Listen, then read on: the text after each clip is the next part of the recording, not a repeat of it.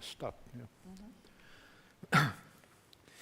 Dear participants, my role as the chairman of the doctoral dissertation defense committees to open the meeting, and as you know, doctoral candidate Anneli Bäck will defend a very important dissertation, Innovation in Growth-Oriented Microenterprises, Motivation, Capabilities and Support Needs.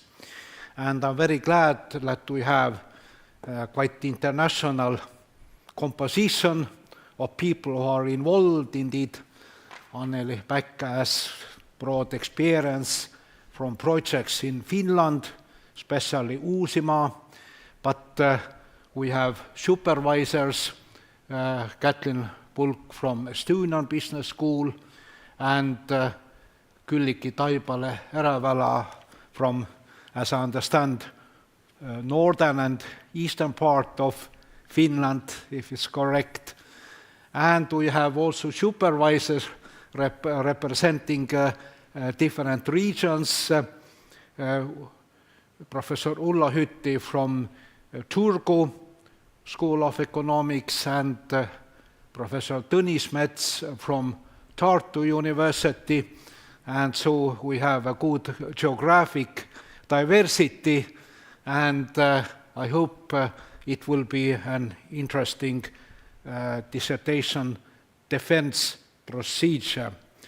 And now I give floor to our academic defense committee secretary, and I hope that Sigrid Laineväe will explain what documentation has been prepared for this event.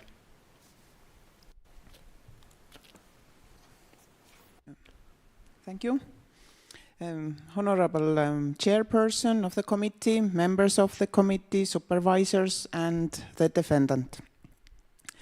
Anneli Bäck has presented all the documents that are necessary according to the procedure for successful completion of the doctoral program and defense of EBS. Anneli Bäck has presented the thesis titled Innovation in Growth-Oriented Microenterprises, Motivation, Capabilities and Support Needs. The set of documents which Anneli Bäck has presented in 2018 when she started her PhD studies at EBS also contains copies of her master's diploma from the University of Helsinki and from the Laura University of Applied Sciences. Anneli Bäck has fulfilled the requirements of the curriculum of doctoral studies in management to defend the doctoral thesis and acquired the necessary amount of credit points. On 18 March 2025, the EBS Senate Research and Development Committee admitted Anneli Bäck to defend the dissertation for the degree of Doctor of Philosophy in Management. The committee also set the date of the defense. The defense committee of Anneli Bäck doctoral thesis was confirmed with the rector's degree number 2U on 21st April 2025. Anneli Bäck has presented her academic CV, and it is the following. In 2007, Anneli Bäck received a Master's of Arts degree in Education from the University of Helsinki, and in 2017, a Master's degree in Business Administration from the Laura University of Applied Sciences.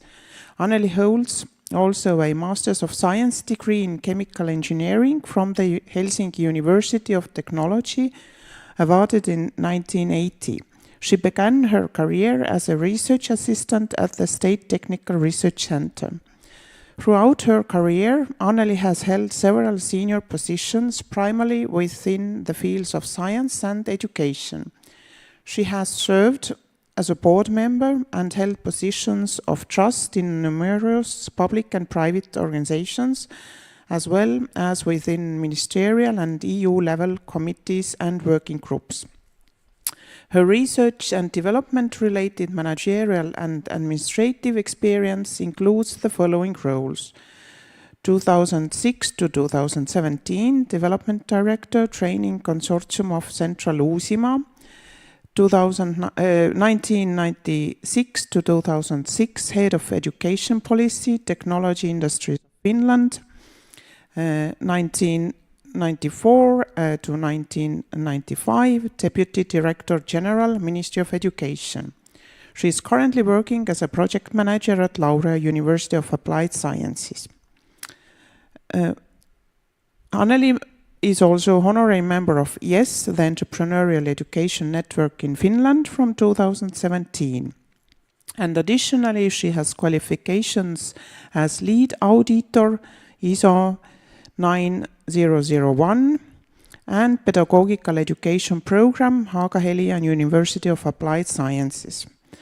Anneli Bäck dissertation CV lists 24 publications, and she has served as a team leader or project manager in 17 projects.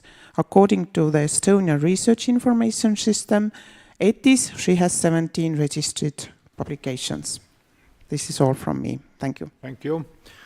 So now the floor is for doctoral candidate Anneli Bäck, and I hope that the presentation will be around 20 minutes, not so much more. Thank you. Thank you, Honourable Chair and members of the Defence Committee, supervisors, ladies and gentlemen. It's my pleasure to present my doctoral thesis, Innovation in Growth and Growth-Oriented Microenterprises, Motivation Capabilities and Support Needs.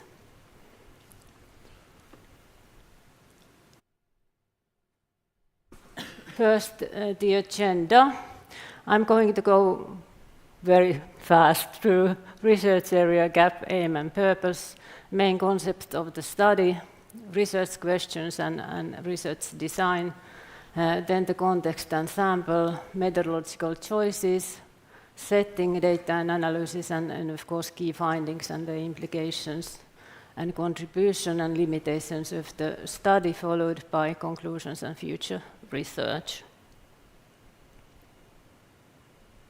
First, the positioning of the study is in the crossing of innovation, entrepreneurial motivation, and dynamic capabilities, focusing on growth-oriented microenterprises, and of course also touching their support needs.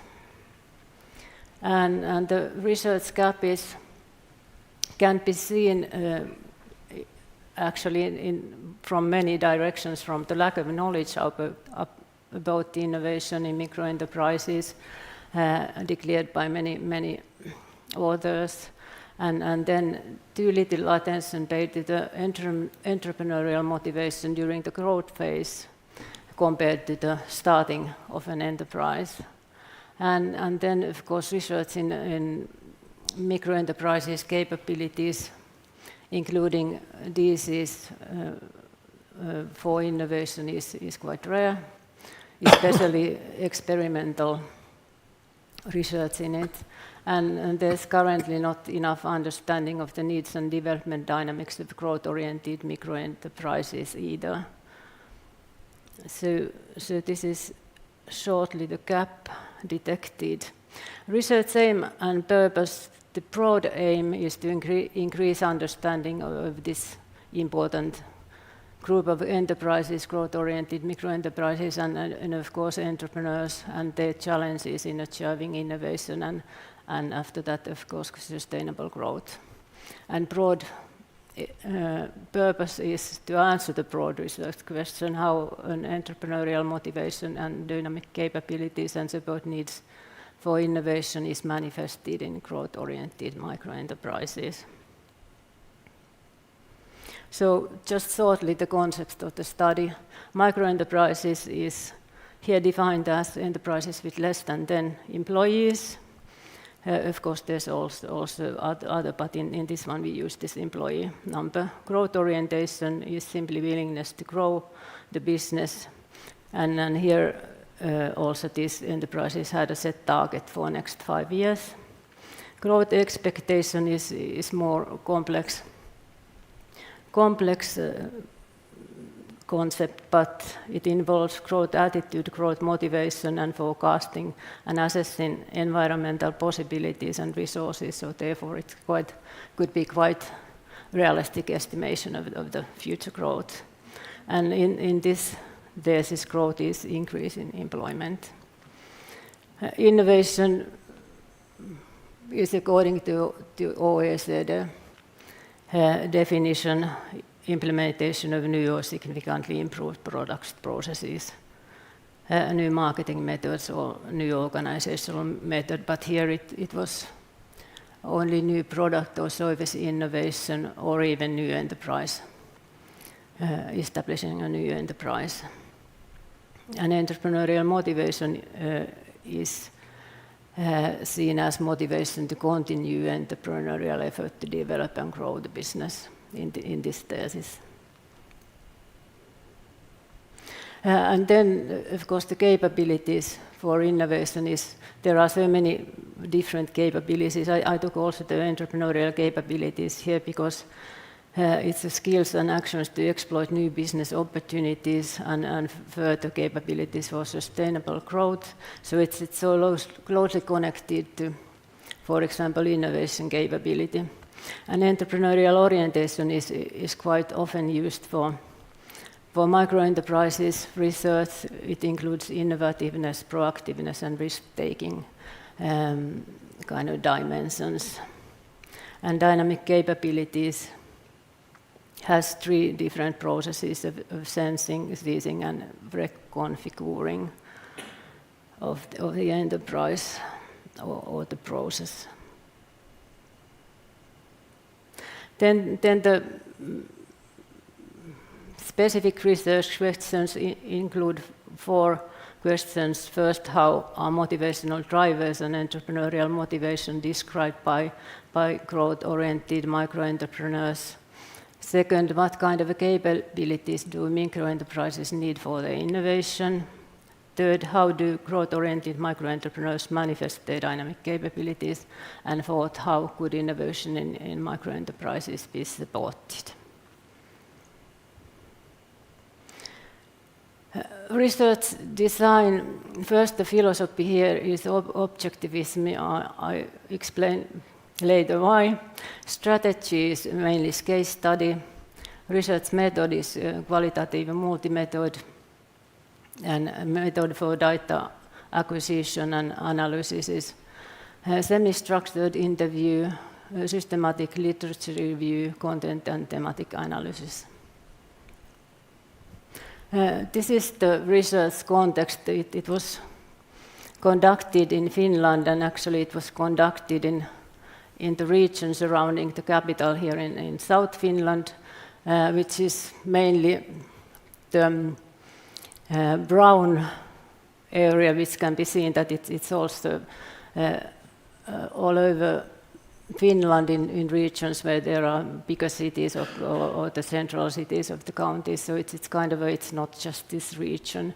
Of course, here we can say that this is kind of a best case scenario because the enterprises are growth oriented and the region is kind of called growth zone in Finland because there's so many possibilities for the enterprises to grow.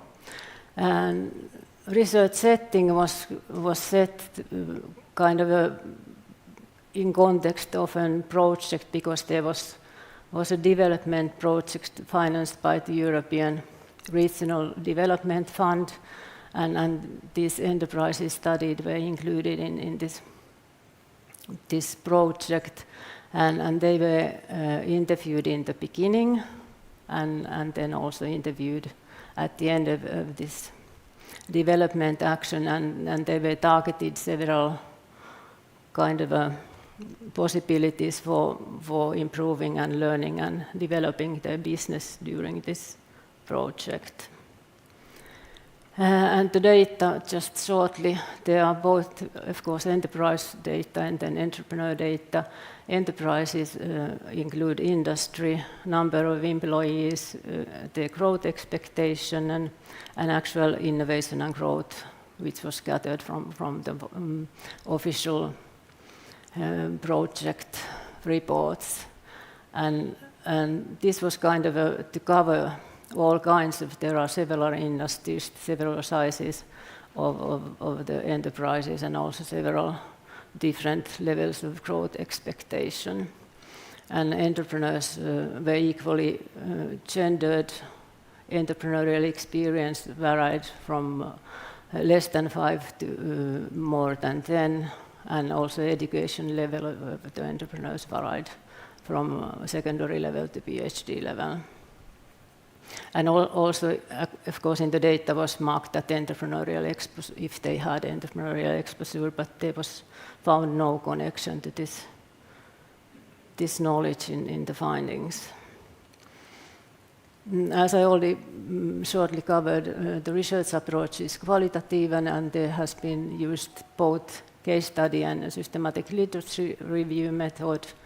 Data was collected by interview and by semi-structured interview. Some call it also team interview.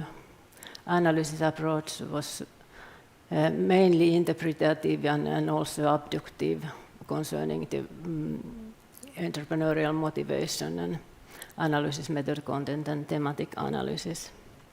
So let's go to the main part, the key findings of the dissertation.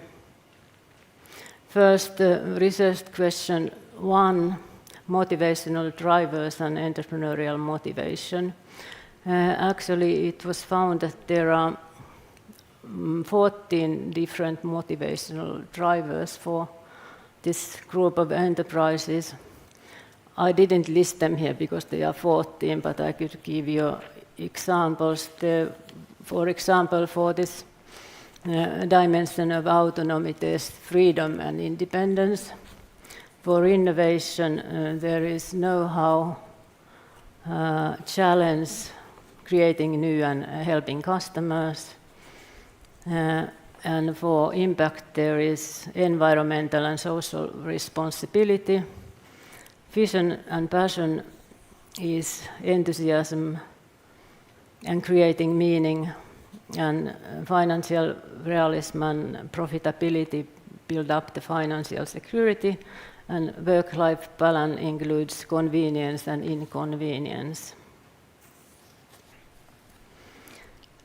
And what was actually done was, first there was using Bloom's expectancy theory, which says that motivation is a multiplicity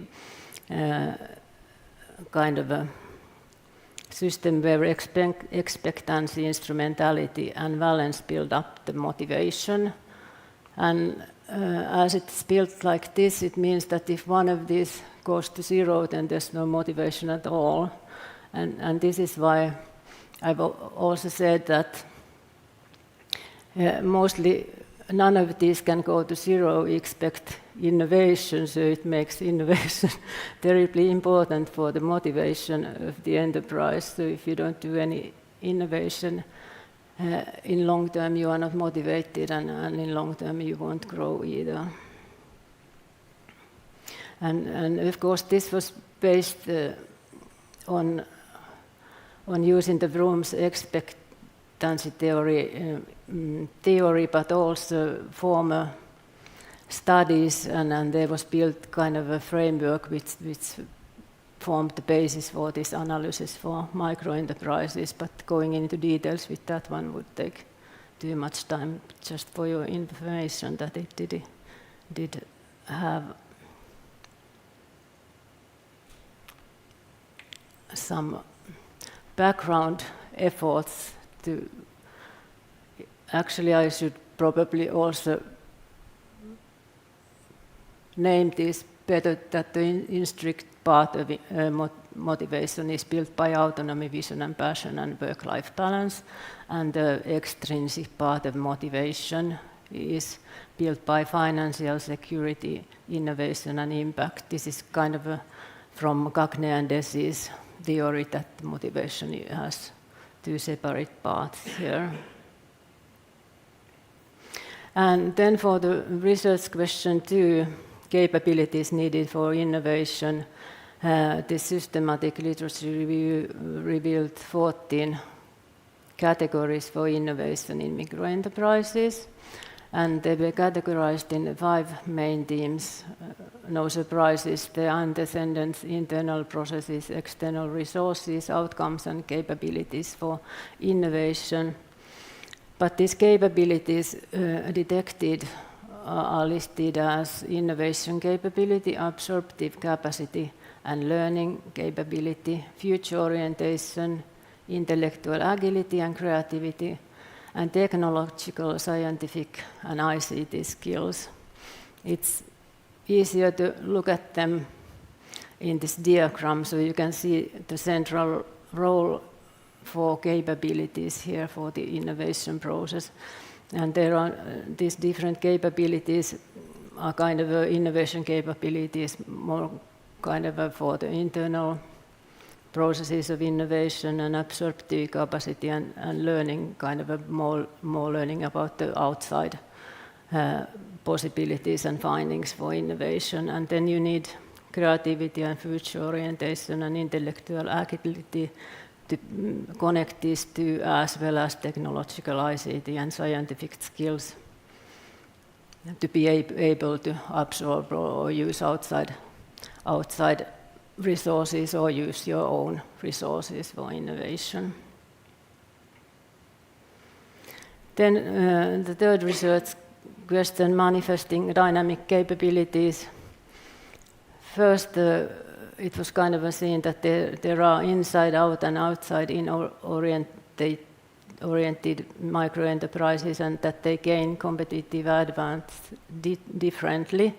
The inside out oriented use the specialized know-how, high quality and brand value to serve the customers, and outside in oriented microenterprises gain their competitive advantage by providing complete, reliable, flexible, easy and reasonably priced services, or match their value proposition with customer expectations.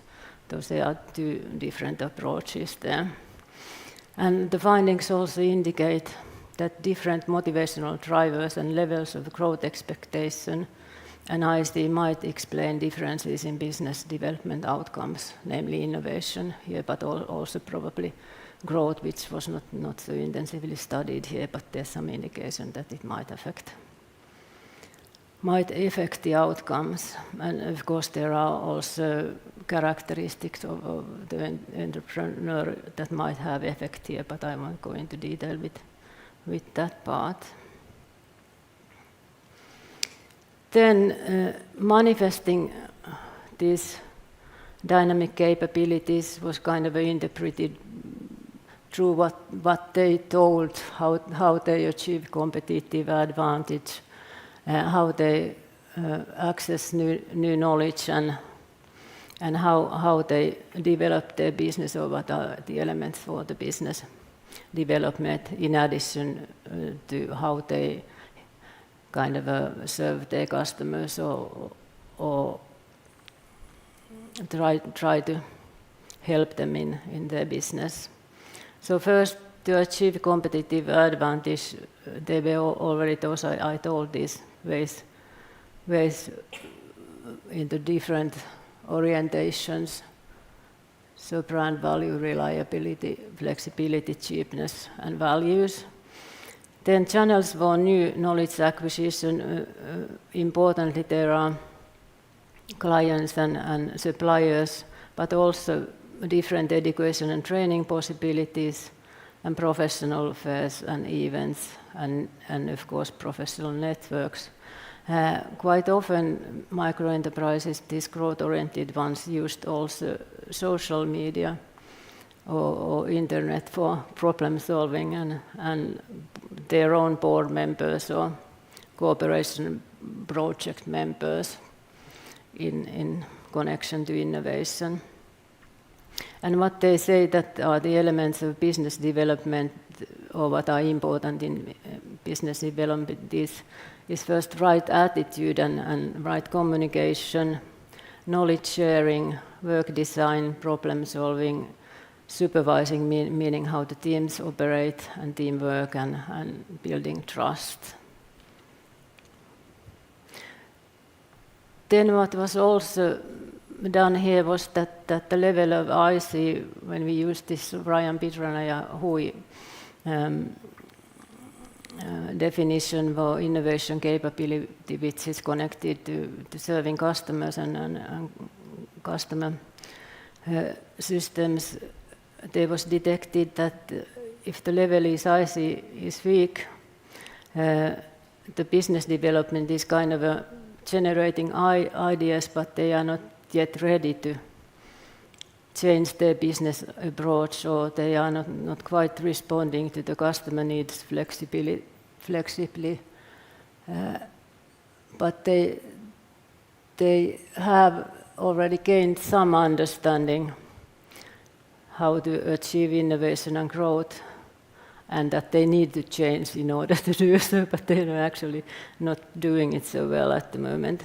Then if you look at the moderate level of IC, the enterprises achieve growth by utilizing technology to respond to customer needs and also know their customers and seek new knowledge and networking to be able to serve their customers better. They are probably also conducting incremental innovations without even being aware of it, but this is more of interpretation of the data. They, of course, didn't tell it themselves. And then if the level of IC is strong, the enterprises with new products and service innovations possess a wide range of complementary capabilities, and they seem to be open to various views and angles, as well as knowledge sharing and learning. They also listen to their customers and combine different fields of expertise to solve problems to help their customers. Research question 4, enhancing microentrepreneurial motivation and innovation. Well, as I already said, that the level of growth expectation may predict the actual outcome of innovation. And then it was also found out that innovation was achieved by microentrepreneurs with moderate growth expectation and driven by aspiration for independence and know-how. Level of IC also affects the support needs. And dimensions innovation is crucial in growth-oriented microentrepreneurial motivation, as I already told in the motivation part. And the respective drivers for it are know-how, challenge, helping customers, and creating new. This also means that customer and supplier cooperation is crucial for microenterprise innovation. I also state in this point for the research question 4 that it was surprising that microenterprises, growth-oriented microenterprises with high level of growth expectation didn't innovate. Neither did the enterprises with low growth expectation. It was only the moderate level enterprises that did gain innovations, at least in this limited group of enterprises which were studied. These findings have, of course, implications. It increases knowledge. First, for it builds this overall framework for entrepreneurial motivation, and also microentrepreneurial motivation for growth-oriented microenterprises. And the overall framework for innovation in microenterprises increases understanding both of these, both entrepreneurial motivation and innovation in the microenterprises. Then answering these research questions, capabilities needed for innovation and dynamic capabilities described by the microentrepreneurs increase understanding of innovation capabilities in microenterprises especially. And of course, support needs depend on the level of IC. This finding has practical implication, as has this second, that the role of capabilities and learning is highlighted in growth-oriented microenterprises. So in practice, this knowledge could help practitioners to better help these enterprises, which are so crucial for future growth. Contribution of the study is, of course, these findings, the explanation of growth-oriented micro-entrepreneurial motivation and disease, which were interpreted here. The sensing was interpreted as new knowledge acquisition and customer understanding. Sensing was interpreted as responding to the customer needs and reconfiguring to maintain competitive advantage and comply with the customer needs in practice. And of course, this finding that the level of IC kind of defines, of course, it's risk but the level of where the business is in the enterprise, it affects the support needs, and the support needs are different depending what the level of is. So it might help also practitioners in supporting better and targeting better actions towards these enterprises. There are, of course, limitations. The study was conducted in a specific region and with particular types of microenterprises, so it's limited generability, and the findings rely on the choices and interpretations made by the researchers. So choice of the theory, Fromm's theory, and definition of the innovation capability. Just conclusions. Motivation profile of a growth-oriented microenterprise is described by the thesis. So they are driven by their own vision, challenge, know-how, and believe that effort will lead to positive impact and development. And they are mostly strictly motivated and gain joy from independent decision-making and action. And extrinsic motivation is generated by sound finances as well, and understanding customer needs and providing customers with high quality and new ethical products. And then there was suggested that the definition of innovation capability by Ryan Pitranen and Hui will be extended to enhance entrepreneurial learning, apart from supporting organizational culture to create new ideas. Future research, it opens quite many or gives quite many questions or implies to many things, but exploring the intertwined nature of growth expectation, entrepreneurial characteristics, and micro-entrepreneurial motivation. Multidisciplinary research on the disease, including organizational knowledge structures and communication processes, it's a huge, so much deeper into this subject than I have been able to do here. And still studying different capabilities and the impact on innovation, because it seems that it's not clear what these capabilities, they are kind of intertwined, these capabilities and their definitions also. Different effects of external environments and institutions, as well as leadership, knowledge sharing and learning and further innovation. There's a lot to be done there. Still, I listed that how customer and innovation orientation affects innovation capability development, and of course, when it implies that IC affects the development needs and describe business development, there might be practical tools developed for these assessing deals. In practice, it will help development. Long-term impact of microenterprise innovation on regional and macro-level development is still pending, or how should I say, it's a difficult issue, of course, but there's still a lot to be done. I thank you for your attention. Thank you. Thank you for your presentation, and as Turku is more far from Estonian Business School than Tartu, then I kindly ask our opponent from Turku to Ulla Hytti, Professor Ulla Hytti, to start the discussion. And please remain there, then Yes. it's more comfortable to answer to your questions. Okay.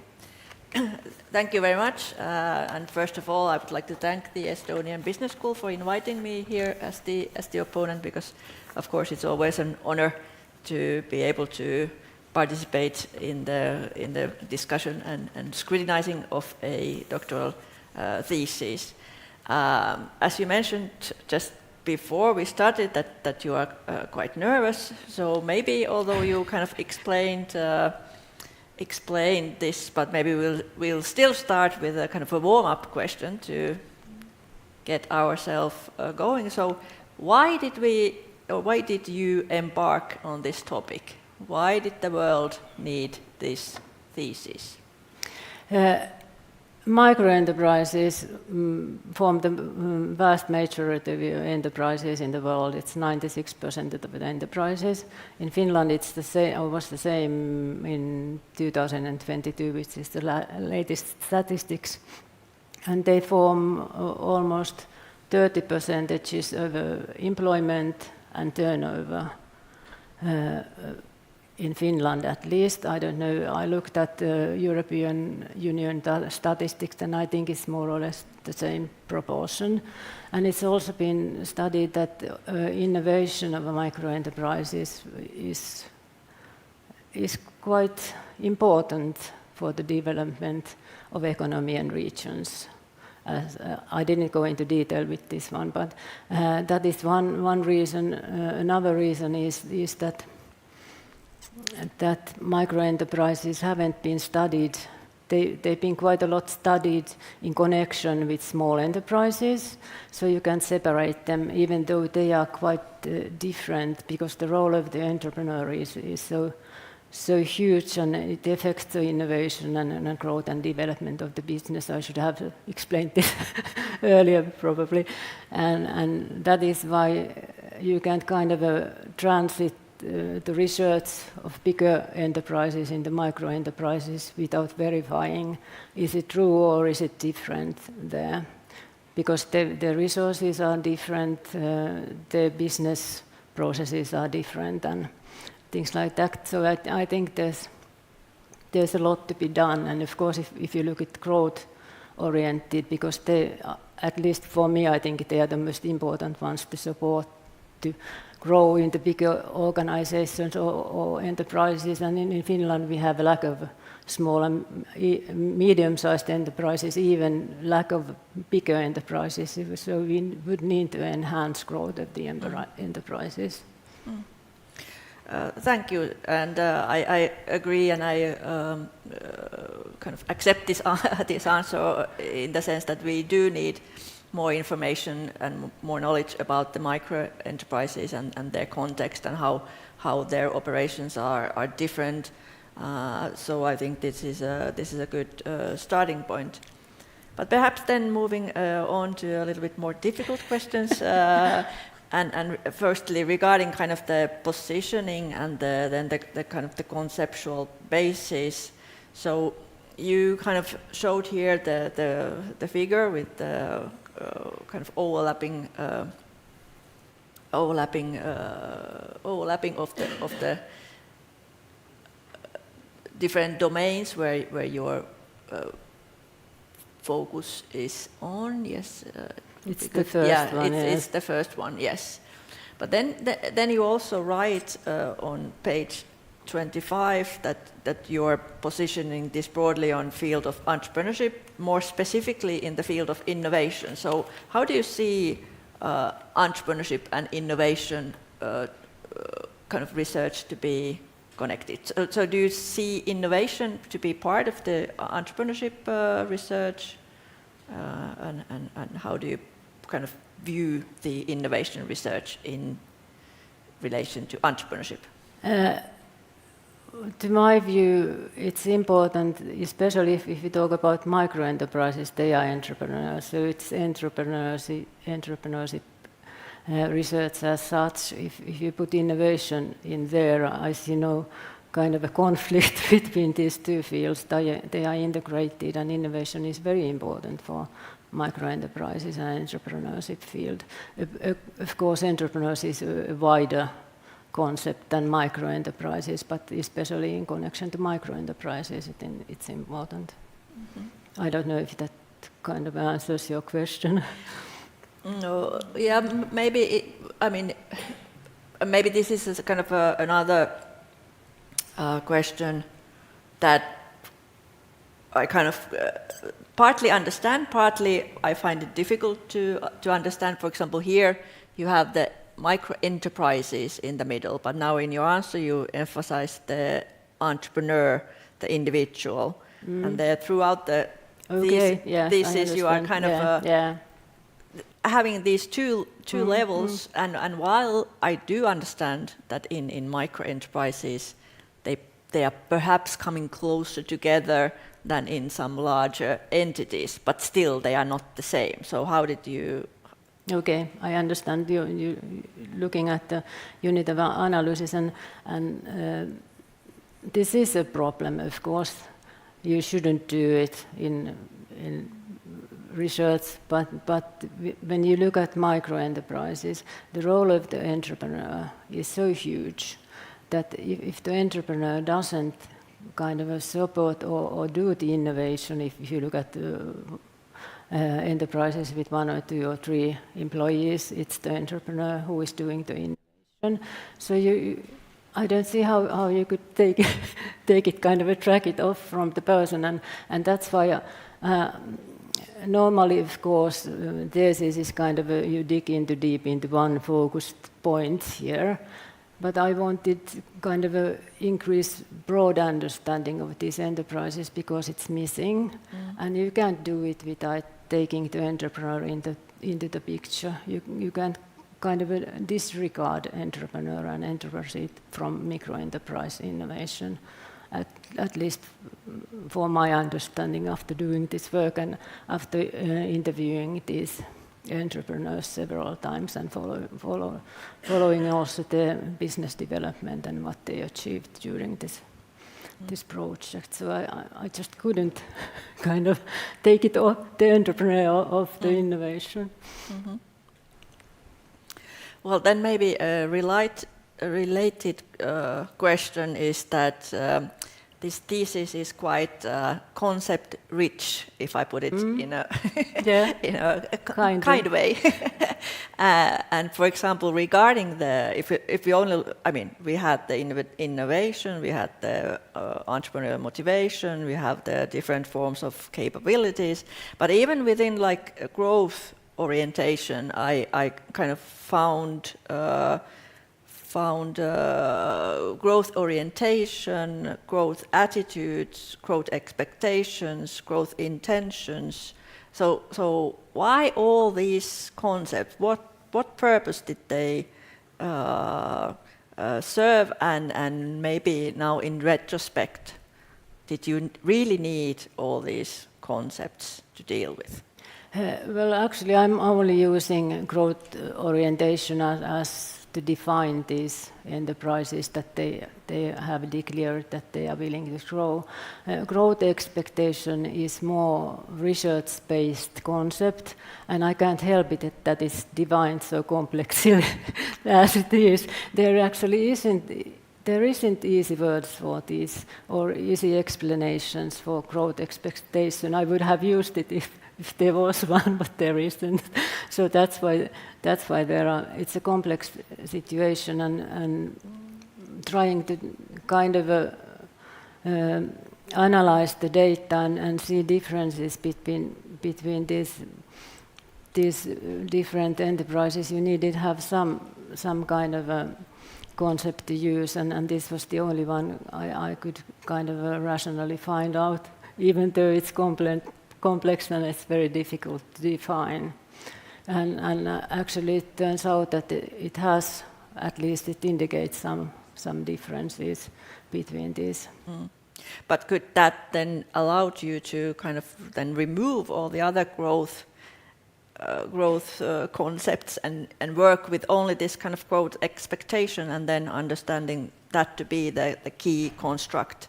It is. Yes. It is because, but it's kind of a growth expectation is defined by aspiration, it's defined by motivation, and it's defined by how you assess the environment and the resources and your own capabilities for doing innovation or growing. So it's very complex. I didn't even take the picture here. You would be more confused if you saw that, but it's an important concept, and I think one should dig in more deeper in this respect. But I can't myself define it better that it has been defined earlier by earlier research. Yes, because what I kind of maybe one of the main criticism that I would have regarding the theory development is that when I was reading it, and if I didn't know what was to come in the methodology section, a qualitative study, I would have thought that this very refined writing is driving towards a survey, because for the survey you would need to operationalize the concepts very carefully, whereas I would argue that with qualitative research we can lean on to the definitions that the participants would have used themselves. So then you could have been satisfied with fewer concepts that would be broader, and then including all the aspects here. Yeah, that's one of the questions you probably are referring to, that this is an objectivistic study. It has kind of a concepts and measures that is compared here. But it's still qualitative. It's interpreted, the data is interpreted qualitatively, but as a whole it kind of compares the outcomes, it compares characteristics of the enterprises, it compares the growth expectation, even though it's kind of defined by how the entrepreneurs themselves say that they are expecting to grow. So it's in that sense it's objectivist and it's Eisenhower-ian. I agree, and I was even suggested that I make frequencies between these different concepts, but it's not possible with, so it was only 27 cases on entrepreneurs and enterprises, so that wouldn't have been reasonable in this context. But yes, I agree, it's kind of it's mixed multi-method roaches 2012 research basis, so it's in that sense it's not in the deep, or not even possibly in the middle range of qualitative research, even though one of the co-authors is in the deep end of qualitative research. Okay. So, and then regarding what I just started thinking now, when you presented, or when your journey here to the research was presented, and when you presented your findings regarding and the role of the development project. So, when working in the project and when gathering the initial interviews, did you already then know that you will be using them for your research, or did this idea of the PhD research come later? Yes, I knew Yeah. from the beginning that I would use it, and kind of went very deep into understanding and knowing the business of these enterprises in beforehand.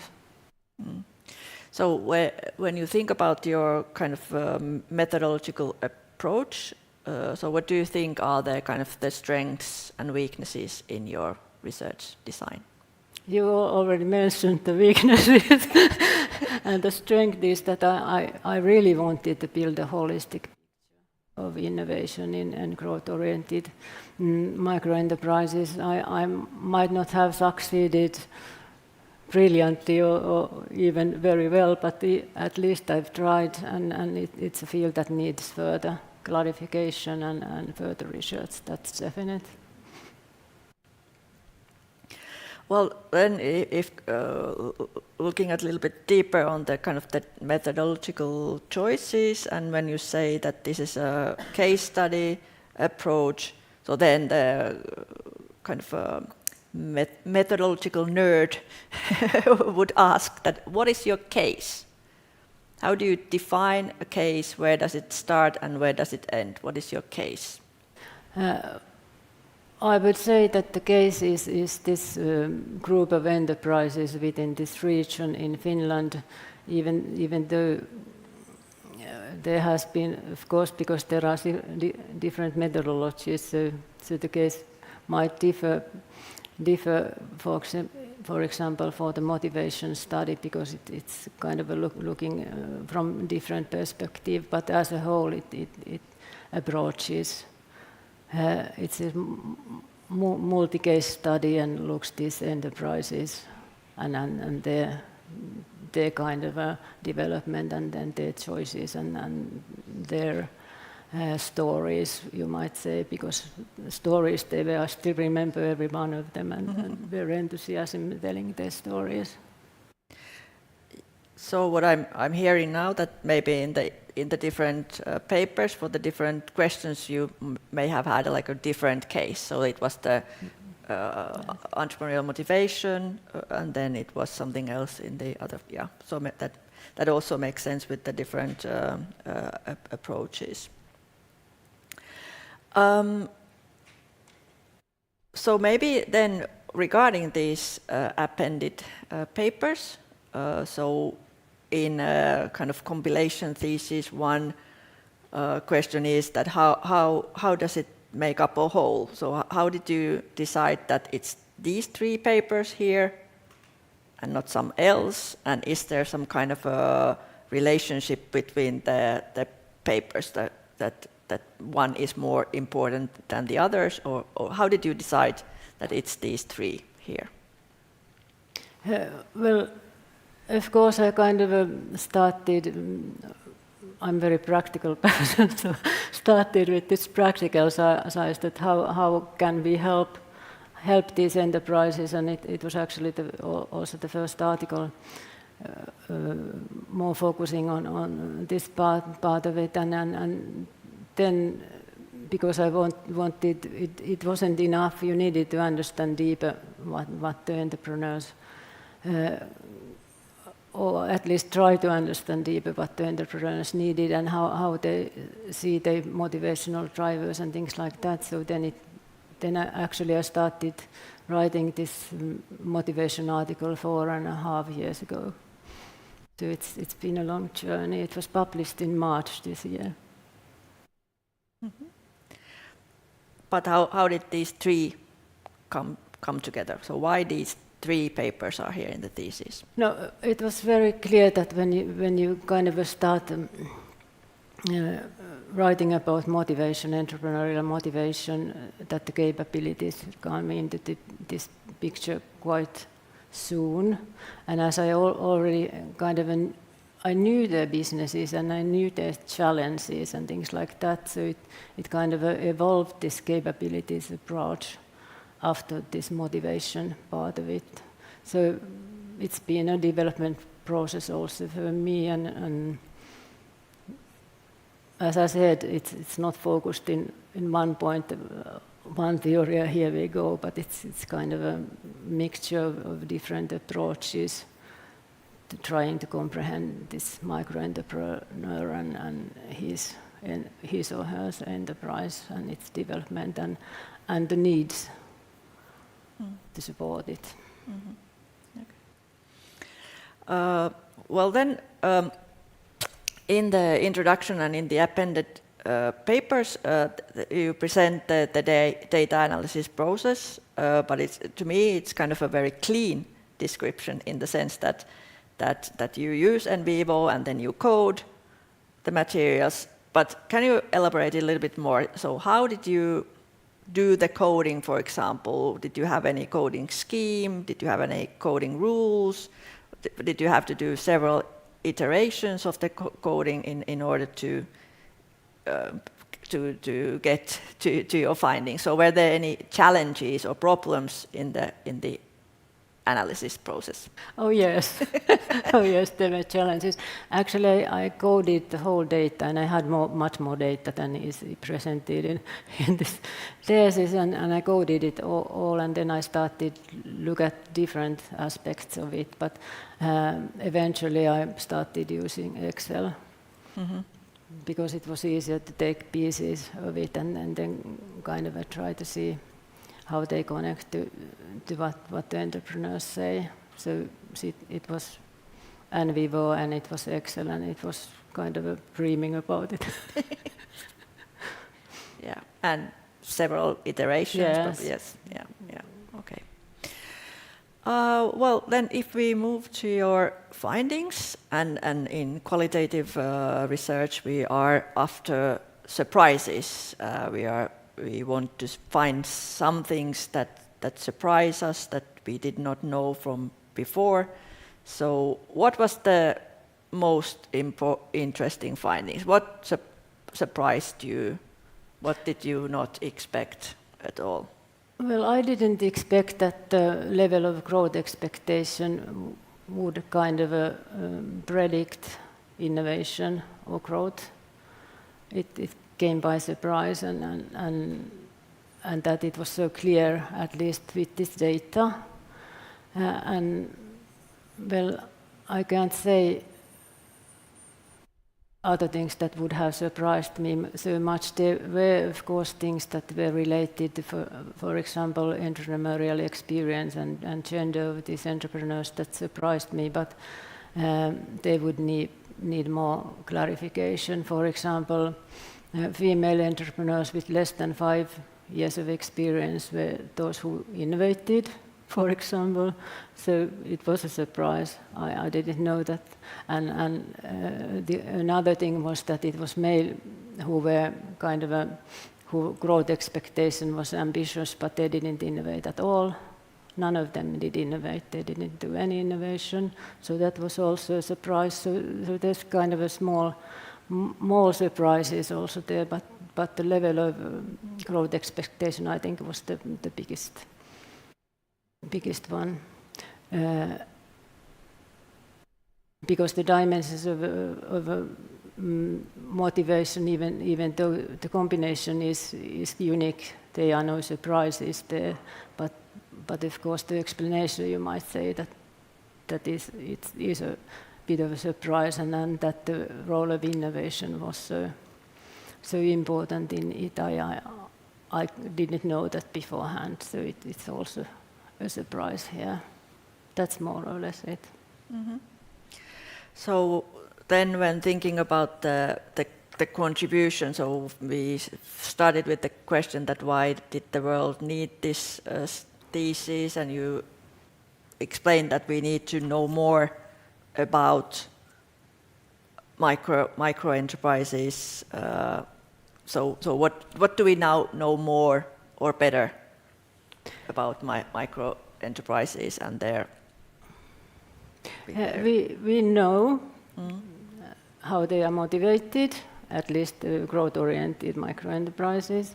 We know that the role of the capabilities, it's no surprise, of course, is so huge, but we know what the capabilities are, and we know that there are some concepts, for example, growth expectation or innovation capability, which predict the outcome of innovation or maybe even growth. I didn't go very deep into that part. And we know that learning is very important for this group of enterprises to be motivated, first of all, and then also to be able kind of in long-term innovate and grow. At least we know that. I don't know if there's any surprises for you, but for me there was some surprises, yes. But in terms of, for example, in terms of the dynamic capabilities, so there were no kind of different capabilities that would be surfacing in the context of micro enterprises, or how did you see this aspect? Well, this was kind of a first attempt to try to experimentally describe dynamic capabilities of micro enterprises. I know that there are research which are conceptual. Okay, it's fine. I couldn't relate them to this research because, of course, you can do conceptual research from many perspectives, and that's why I also said and took this entrepreneurial capability there, because many of this research use this entrepreneurial capability. And even innovation capability can be defined several ways. So this concept of capabilities for innovation is very mixed and unclear. So this is kind of it tells this story, which was to be told with these enterprises, but I can make no further. I can only say that it needs much more digging in. Mm-hmm. Okay. So then, if we are to evaluate this thesis, so how do we know that this is a good and acceptable thesis? Well, it at least uses the approach of thesis. There's methodology, there is background research, there are findings, there are discussion about these findings and also conclusions of the findings. I don't know if it's, I agree that it's kind of a very difficult or broad thesis in that respect, that you don't normally do thesis like this, so maybe it isn't acceptable, we'll see. Okay. So maybe kind of a related question then. So because now in hindsight things are of course easier, so if we now, when we now know what we know, it would be easier to do things that we did. So for you, so if you now started again, what would you do differently? Well, I did visit Berkeley University after my first year of studies, this Haas Institute, and I was deeply involved in dynamic capabilities. But after studying microenterprises, I thought that they don't have these processes at all, and kind of forget it for a while, but I should have stayed with my original idea. So it might be more it might be better in respect to dynamic capabilities at the moment, and maybe also more focused than it is. Mm-hmm. So then maybe my last question, I mean, you have hinted at the future research, or been explicit also about them in the opening seminar, but what would you say that, what would you advise, for example, the next PhD researcher? So what should be the things to be studied from this topic next?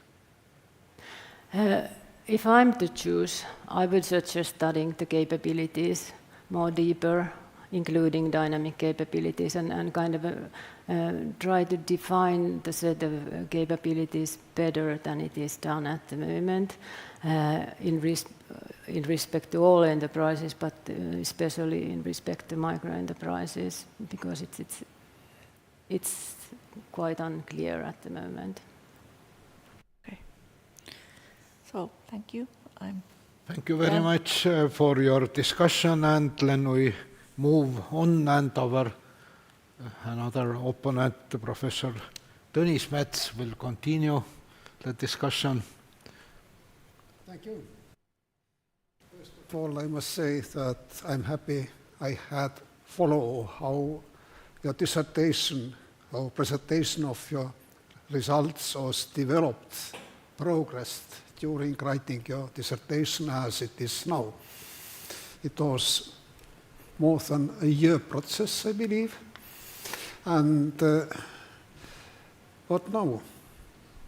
Let's start from general terminology, which is very important for scientific research.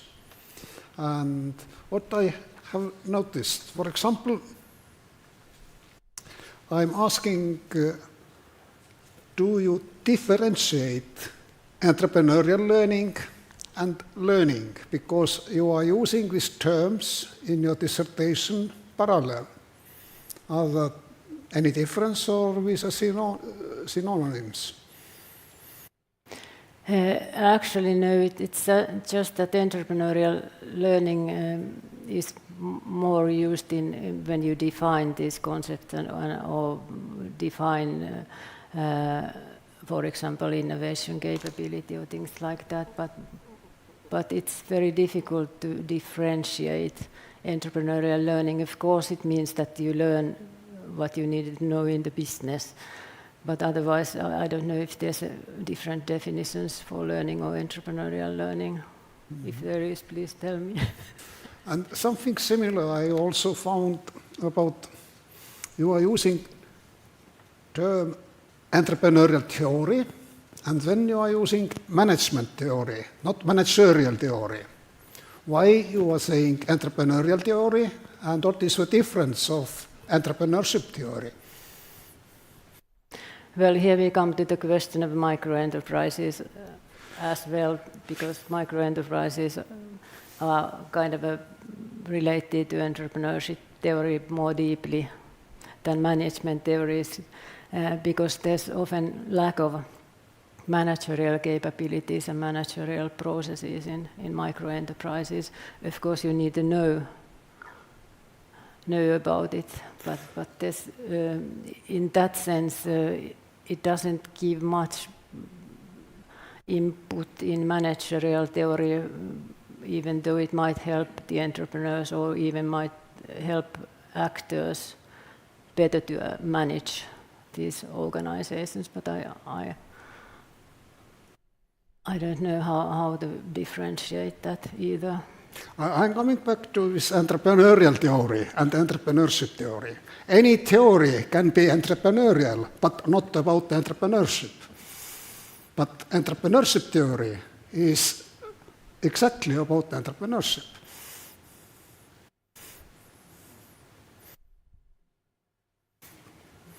So, let's go on. I should like to have your slide about micro-entrepreneurial motivation, because this is really, I understand, original and good construct you have created.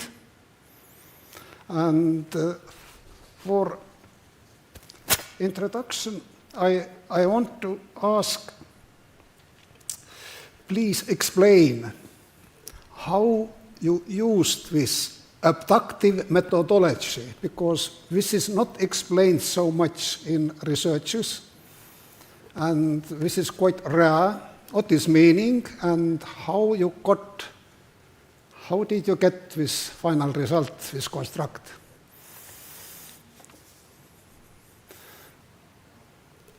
I don't know, because I come here because here is the explanation by Vroom. Expectancy theory motivation is expectation multiplied by instrumentality multiplied by valence. And valence measures the attractiveness. Yeah, but is this adaptive now? Pardon? This is adaptive yes, I'm going methodology. into it. Yes, because this is the theory, and you need to have the theory and understand what are the parts of it. So it is 3 parts, and of course I needed also interpret what these mean in entrepreneurial motivation. So I did do that first, because there's research which uses Vroom's expectancy theory to explain motivation. And after that, I look at, actually it's in, if you take page 152, I think it is. I didn't take it here because it would have taken so much time. You are mentioning this abductive theory, but yes. Not explaining. And this yes, was, now I understand that this is something you integrated several approaches together yes. and collected what is useful for you, and this was abductive, wasn't so? I first built this theoretical model, which was abductively done, this background character, this theoretical model of entrepreneurial motivation on page 152. I didn't take it here because it would have taken so much time to explain it. Based on earlier research, which is cited here. And then I kind of used the theory to build up this abductively from Rumi and former research findings. So there I used this abductive approach to kind of connect these two, and after that I still interpreted the microentrepreneurial drivers and dimensions into this model which was abductively built. Does that answer? Do I still need to go deeper in? Please come back to this schema of your construction. I must say I like that, but I have a question. Now, are you sure, or can we be sure, that this is just about micro-entrepreneurial motivation and not about entrepreneurial motivation of Finns or Finnish culture environment? Because maybe it should call not micro-entrepreneurial motivation, but Finnish entrepreneurial motivation. As I showed you, in the context is that there are several regions where are similar micro-entrepreneurs and But maybe SMEs? Yes. And maybe entrepreneurs in bigger enterprises? Is there a difference? Can you say? I can't say. Of course I can't say, because this is That qualitative means research. but this future direction of research you did not mention. But you can also see here that it says that it's done in region in southern Finland, and it uses characteristics of the growth-oriented micro-entrepreneurs. So I'm not here saying that this is all micro-entrepreneurs all around the world. I'm saying that in this context, this is the Model is original, but is the name of a model really original? We don't know yet. No, we don't know. Yeah. No, it's qualitative research. We don't know. You would need to verify the findings.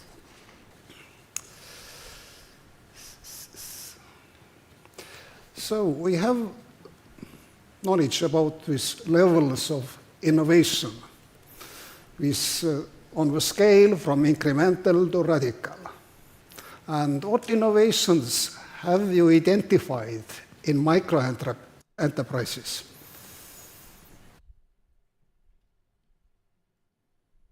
So in this study, Yeah. no, there were no radical innovations, because it was actually not about startups, but there were a couple of enterprises founded.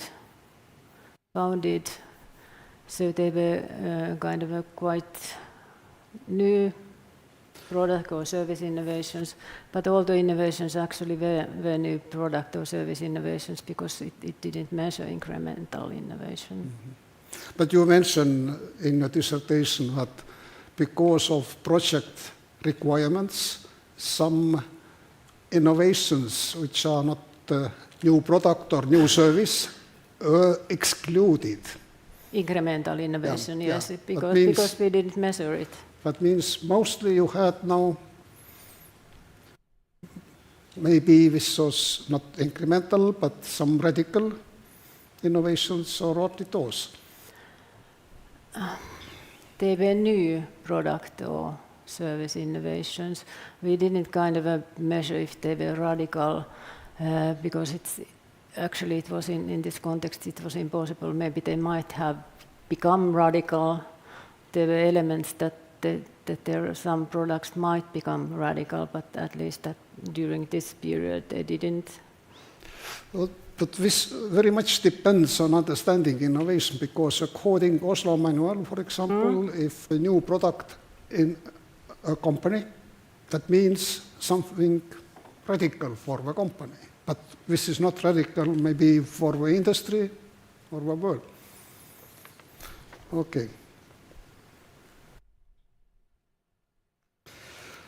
Then the similar question about which type of innovations you found: product, service, business model, process, or conceptual innovations? already mentions that they are new product or service innovations. And nothing more, no business model. No business model. There were some attempts to do, there were efforts to do new business model, for example, for burial industries, kind of a new customer approach, but it wasn't not, at least during this period, the enterprises were surveyed, it was not possible to see if they would come new business, because these enterprises really tried to find new ways to look at their customers or even business models.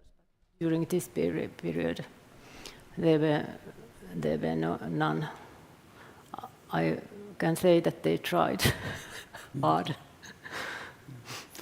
So, and your dissertation is a lot about dynamic capabilities. Dynamics, what means changes, and dynamics, which means process. That means what you found about these dynamic capabilities within the entrepreneurial process, because entrepreneurial process is one of the forms of dynamics. Which dynamic capabilities appear within which phase of entrepreneurial process? Did you find? Well, we didn't kind of look at the entrepreneurial process in that sense, because these were established enterprises, not startups. They had been in business mostly more than 5 years, and they were kind of just looking ways to develop the business, find new innovations, find new customers, or grow, of course, in long term. So it was. But what is entrepreneurial process? Because coming back to this concept, what do you understand under entrepreneurial process? This is something from idea to implementation, to exploitation. The same is innovation process, by the way. So if your study was about new products, that means starting from new product idea until to exploitation of this idea. So, about capabilities within this process. Of course, if you look at dynamic capabilities, you need all of them. You need the sensing. Then you need the. Where was this? It was in here. So sensing is kind of then you are in the starting phase, that you're trying to look what is there, what are the opportunities for new services or new products, and then seizing means that you in here find ways to respond to the customer needs. So you kind of develop the product or service, and then you reconfigure for maintaining competitive advantage. So you need to comply with the customer needs constantly, so adapt constantly, and kind of here also change the business to serve the customers. So I think these are the phases of the process. I agree, you never can answer all the questions, but here is the question about the topic, because if you studied this, then without entrepreneurship or without entrepreneurial process, how to study this? I don't understand exactly.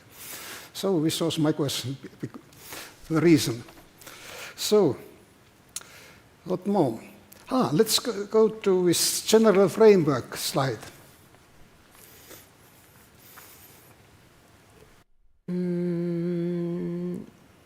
It was quite to end. Do you mean the positioning? General framework. Yes, exactly. Not this. This was at the end. This one? No. Setting? No. At the end it was. quite findings. Oh, you mean the innovation framework? Yeah. This one? Ah, yeah, exactly. Thanks.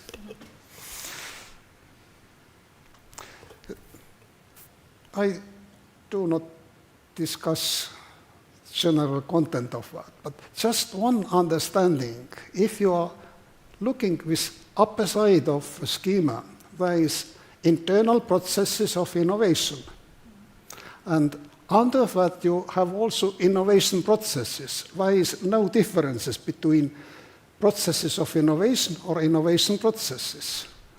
But my question is such generalization correct in this meaning? Because you can see that, for example, different types of innovation. This is something in our understanding, and adoption of innovation, which has also some kind of process aspect. And it seems me that with generalization of all these aspects together is some kind of domain, but not process anymore, because process already included that. This is actually only describing the findings of the systematic literature review, and this is the fields that come out from this one, and these are the processes. There are processes for different types of innovation. Then there are actually a lot of studies about the innovation process. I agree, it can be, within, but yeah. maybe it should be internal features or internal, how to say them, attributes of innovation. Then we can integrate different dimensions.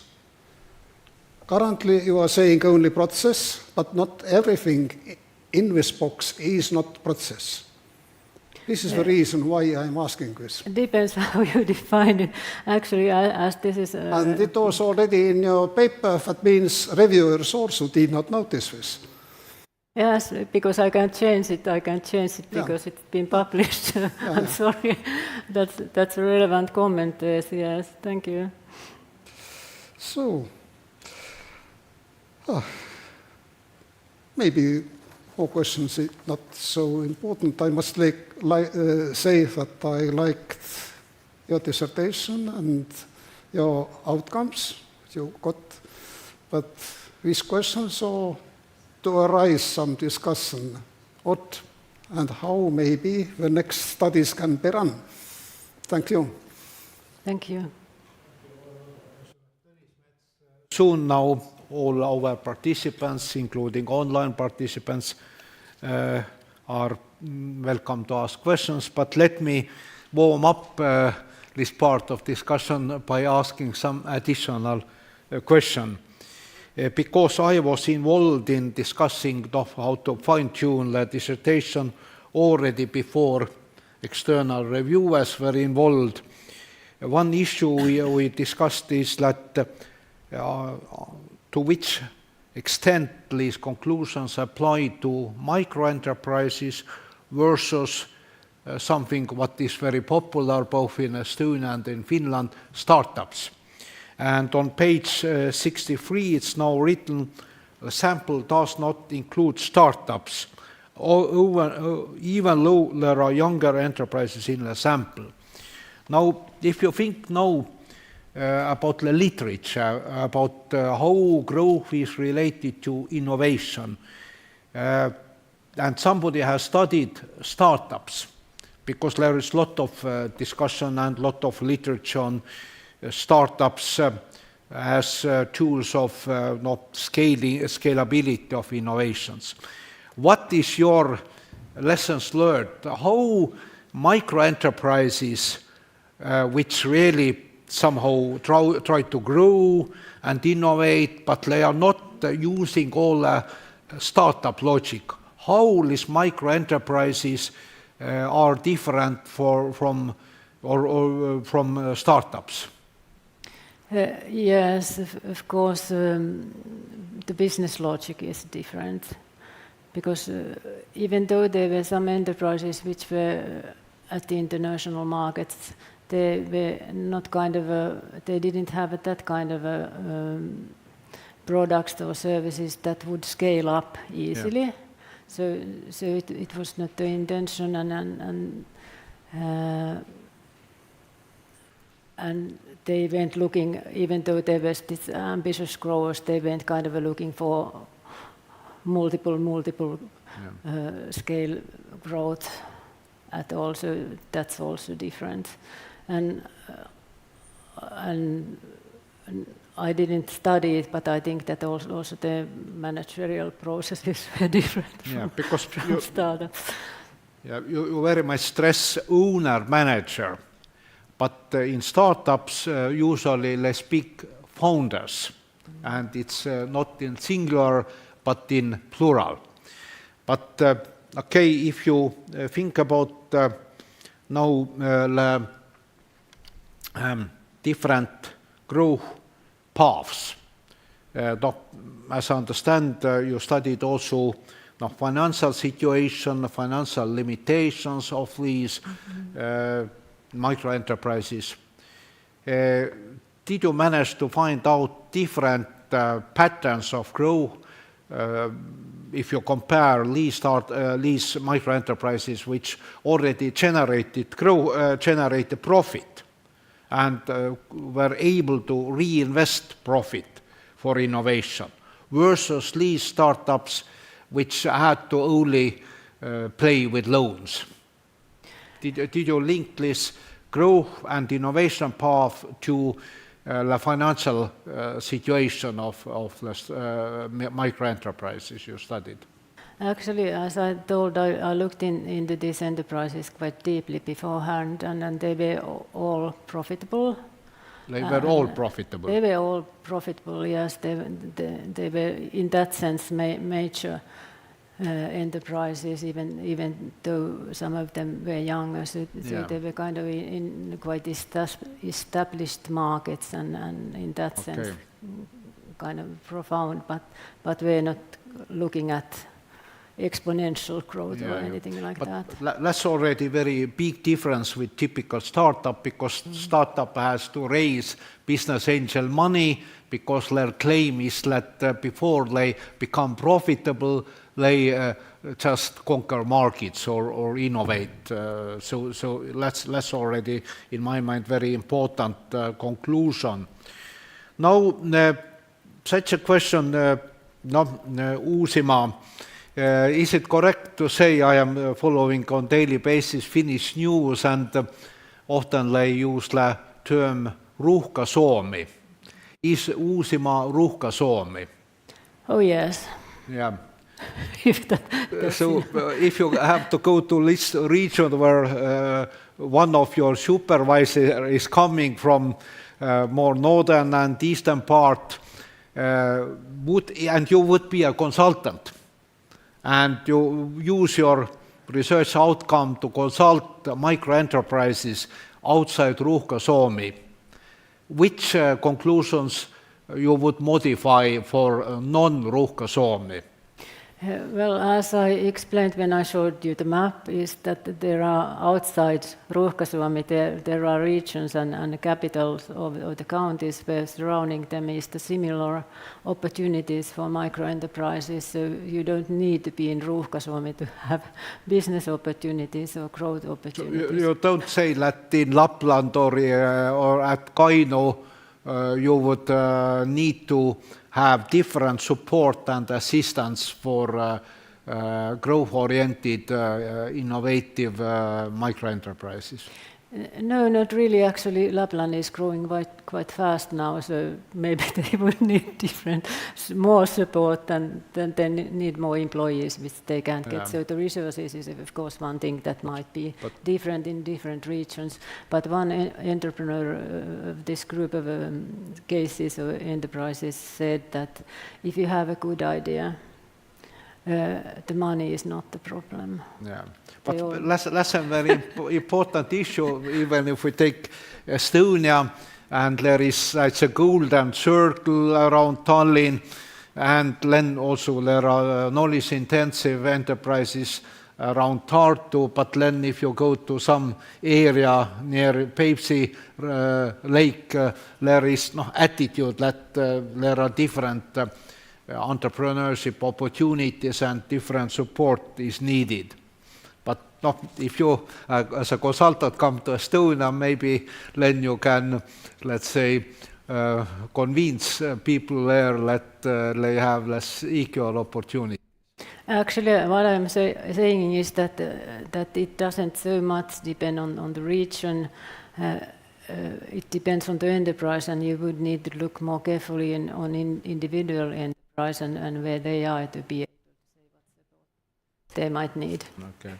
And my final question before I give floor to other people to ask questions is also something we discussed several times, such words as support and assistance. And we also, as a follower of Finnish news, I say that actually, despite the higher living standard in Finland and higher GDP, in a way, political dilemmas in Estonia and Finland are quite similar. There is a lot of discussion how to cut budget costs, including money which goes to universities, to different support schemes.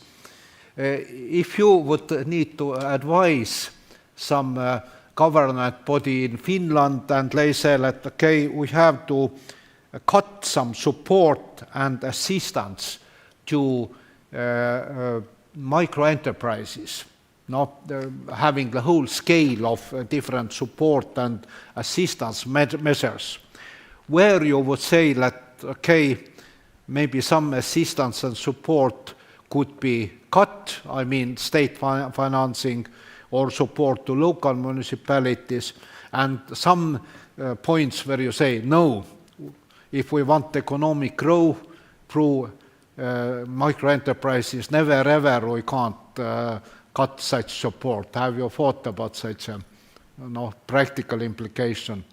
There are practical implications. What I'm saying here is that there could be means to target the support efforts much more effectively and in that respect also save the waste of resources. Of course, if you there are actually in Finland it's different. There are this kind of centers for enterprise development who are municipality owned, who do assist these small enterprises quite a lot, and it's quite effective system.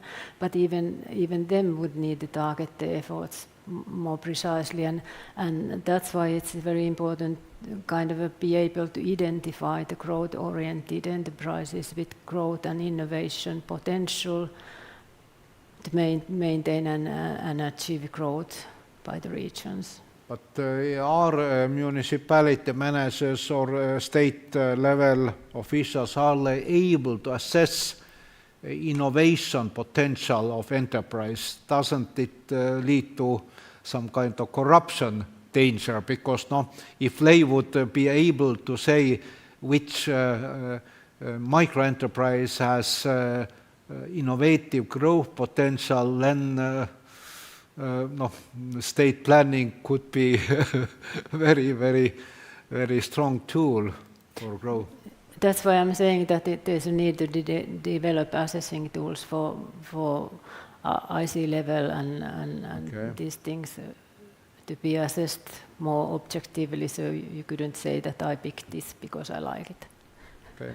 Thank you. I don't want to monopolize asking questions because really for me it's also very interesting dissertation to read. I also brushed up my knowledge about very many different theoretical concepts related to entrepreneurship, and for this reason I pass opportunity to ask questions to our audience and also to people who are online.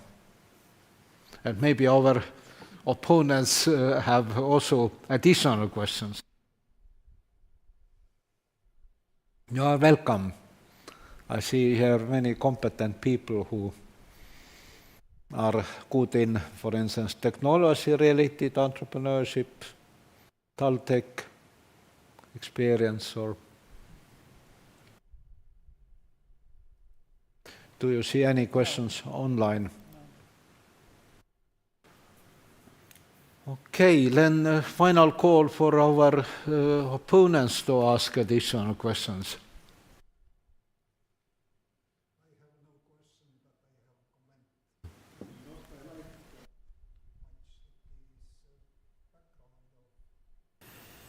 Your work, being consultant, starting from very technical field, chemistry. So why I like this? Because my own background is also technology field. I never studied business formally, never studied economics formally, and now I'm supervising dissertations in this field. So I believe you can also do that in the future, supervising next doctors. Thank you. I'm sorry, I now got one additional question inspired by Professor Tõnis Mets.